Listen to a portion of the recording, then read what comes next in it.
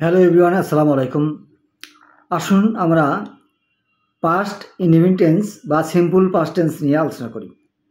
দেখুন, ইংরেজি শেখার ক্ষেত্রে পাস্ট টেন্সের যথেষ্ট প্রত্যেকটা টেন্সেরই গুরুত্ব আছে, তবে পাস্ট ইনডিফিনিট টেন্স অন্যতম গুরুত্বপূর্ণ।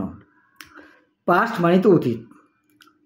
পাস্ট ইনডিফিনিটের সংজ্ঞা হলো অতীতকালে কোনো কাজ হইয়াছিল, চলিয়াছিল, ঘটিয়াছিল অথবা ক্রিয়াপদের শেষে ছিল, ছিলে, ছিলেন অথবা যদি ল থাকে ক্রিয়াপদের শেষে, তাও আমাদের ধরতে হবে সেটা পাস্ট টেন্স। তো এই পাস্ট টেন্সে সিনিয়র ভাই হলো ক্রিয়াপদের শেষে ছিল, ছিলেন, লোয়া যদি থাকে, ইয়া ছিল, ইয়া ছিলে ইত্যাদি যদি থাকে, তাহলে এরা বুঝতে হবে এরা পাস্ট ইনডিফিনিট। আর বাক্যের মধ্যে যদি বা বাক্যের শেষে যদি অতীত সময়গুলি থাকে, ইয়েস্টারডে থাকে, লং অ্যাগো থাকে, লং সিন্স থাকে, লাস্ট নাইট থাকে, লাস্ট ইয়ার থাকে, লাস্ট উইক থাকে, হ্যাঁ, তাহলে কিন্তু বাক্যটা পাস্ট টেন্স মনে করতে হবে। এই টেন্সের গঠন কীভাবে করব? এই টেন্সের গঠন হলো প্রথমে সাবজেক্ট, তারপরেই ভার্বের 2 নম্বর ফর্ম মানে পাস্ট টেন্স।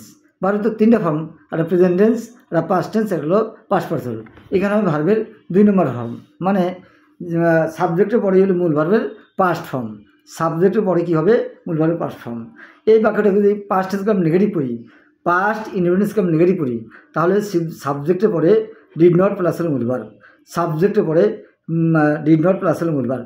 সবার সঙ্গেই I did not, he did not, we did not, Karim did not, Rahim did not, Allah did not, my father did not, সবার সঙ্গে ডিড নট প্লাস হলো মূল ভার্ব। আর যদি প্রশ্ন করি, তাহলে এই সাবজেক্টের আগে ডিড, সাবজেক্টের পর হলো মূল ভার্ব। এখন চলুন আমরা কিছু বাক্য আমরা আলোচনা করি। যেমন একটা বাক্য আপনি 4টা বাক্যে রূপান্তরিত করেন, একটা বাক্য বলে সেই বাক্যটাকে 4টা বাক্যে রূপান্তর করতে হবে। যেমন সে স্কুলে গিয়েছিল, তো গিয়েছিল, এই যে ছিল আছে, তাহলে পাস্ট টেন্স, এটা হলো পাস্ট টেন্স। তাহলে সে স্কুলে গিয়েছিল, হি ওয়েন্ট টু স্কুল। গো হলো প্রেজেন্ট টেন্স, ওয়েন্ট হলো পাস্ট টেন্স, পাস্ট টেন্স হলো গান, তাহলে হি ওয়েন্ট টু স্কুল। তাহলে বলে নেগেটিভ করি, সে স্কুল যায় নাই, হি did not go to school. এই ডিড নটের পর হলো মূল ভার্ব, গো হলো মূল ভার্ব। যদি প্রশ্ন করি, সে কি স্কুলে গিয়েছিল, did he go to school, did he go to school. অর্থাৎ ডিডকে যদি আমরা সাবজেক্টের আগে লিখি, সাবজেক্টের পরে অবশ্যই মূল ভাব লিখতে হবে। আবার যদি নেগেটিভ প্লাস ইননেগেটিভ করি, তাহলে কী হবে? সে কি স্কুল যায় নাই, didn't he go to school, didn't he go to school. এভাবে একটা বাক্য যদি আপনি বুঝে করেন, তাহলে প্রত্যেকটা বাক্যের ক্ষেত্রে কিন্তু একই ঘটনা। যদি বলি সে গতকাল স্কুলে গিয়েছিল, তাহলে he went to school yesterday. আর যদি বলি সে গতকাল ঢাকায় গিয়েছে, সে গতকাল ঢাকায় গিয়েছে, কিন্তু এনে ছিল নাই বা ক্রিয়াপদের শেষে কোনো পাস্ট টেন্স কোনো ইয়া নাই, কিন্তু আছে ইয়েস্টারডে। সে গতকাল ঢাকায় গিয়েছে থাকলে এটাকে প্রেজেন্ট পারফেক্ট টেন্সে দেখা যাবে না, কারণ বাকি আছে পাস্ট টেন্সে উল্লেখ আছে, হি ওয়েন্ট টু ঢাকা ইয়েস্টারডে বলতে হবে। কাজেই পাস্ট ইনডিফিনিট মূলত এটা হলো মূল ভার্বের, যেটা বললাম করিম ওয়েন্ট টু স্কুল, করিম স্কুলে গিয়েছিল, হলো মূল ভার্বের। আর যদি করিমের একটি গাভী ছিল, তাহলে কারো নিকট কোনো কিছু থাকা বুঝলে সাবজেক্ট পরে হ্যাড ব্যবহার করতে হবে। মানে হ্যাডটা হলো এনে পজিশন বোঝায়, যে কারো নিকট কোনো কিছু থাকা বুঝলে সাবজেক্ট পরে হ্যাড প্লাস হবে নাউন, নাউন হবে। যেমন আমাদের একটি সুন্দর বাড়ি ছিল, we had a beautiful house. আমার একজন সৎ বন্ধু ছিল, I had an honest friend. তাদের একটা সুন্দর বাগান ছিল, they had a beautiful garden.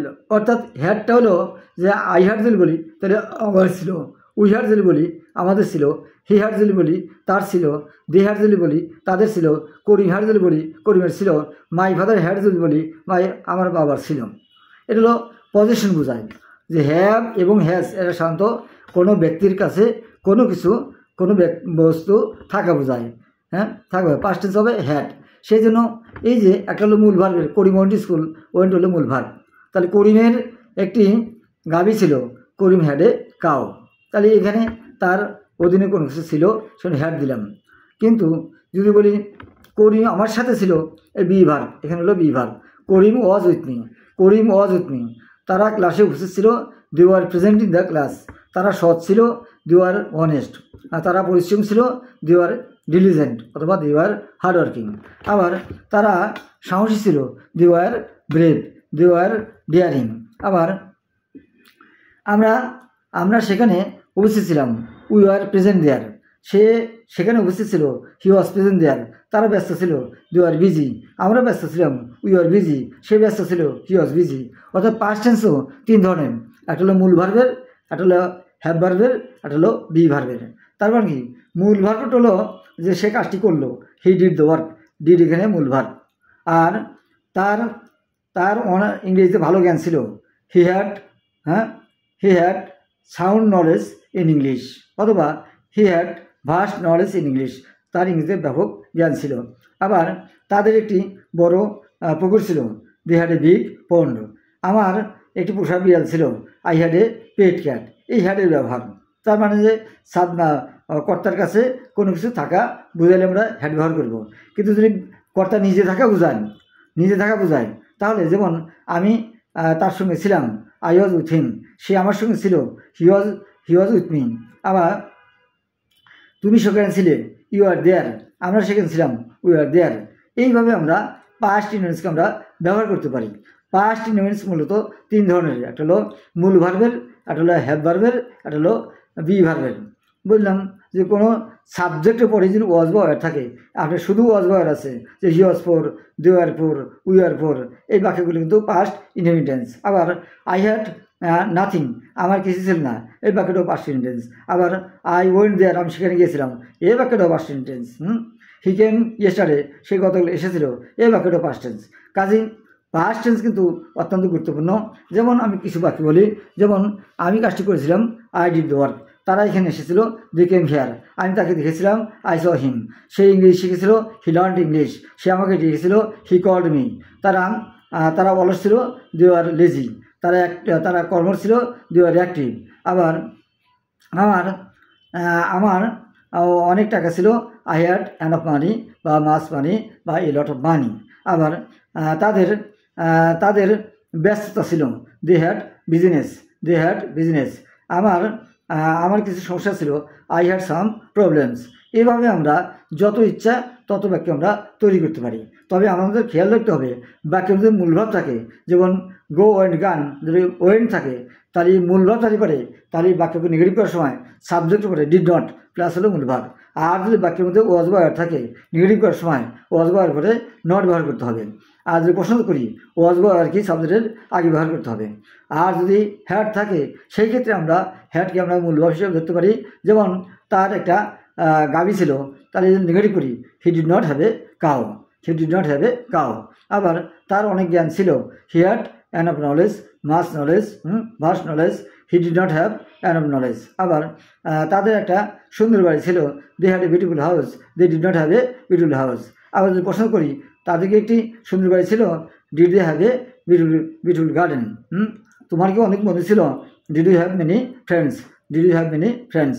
এইভাবে যদি আমরা পাস্ট ইনডেফিনিট আমরা প্র্যাকটিস করি, চর্চা করি, তাহলে কিন্তু অতি সহজেই আমরা ইংরেজি শিখতে পারবো। তাই পাস্ট ইনডেফিনিট কিন্তু অত্যন্ত গুরুত্বপূর্ণ, একে ছাড়া কিন্তু ইংরেজি শেখা অসম্ভব। আমাদের বেশি দিন লাগবে না, অল্প সময়ের মধ্যে এটা হয়ে যাবে। আমি হয়তো পাস্ট ইনডেফিনিট আপনারা বুঝতে পেরেছেন। আমি আবার একটু বলি, পাস্ট ইনডেফিনিট হলো এখানে সাবজেক্টের পরপরই মূল ভার্বের পাস্ট ফর্ম হবে। আর যদি বি ভার্ব দেন, তাহলে সাবজেক্টের পরে ওয়াজ বা ওয়ার হবে। আর যদি হ্যাভ ভার্ব দিই, তাহলে সাবজেক্টের পরে হ্যাড হবে। আশা করি বুঝতে পেরেছেন। আমার ভিডিওটি পছন্দ হলে সাবস্ক্রাইব করবেন, লাইক দিবেন, শেয়ার করবেন। আপনাদের সবার মঙ্গল কামনা করে ভিডিওটি শেষ করছি। খোদা হাফেজ, থ্যাংক ইউ।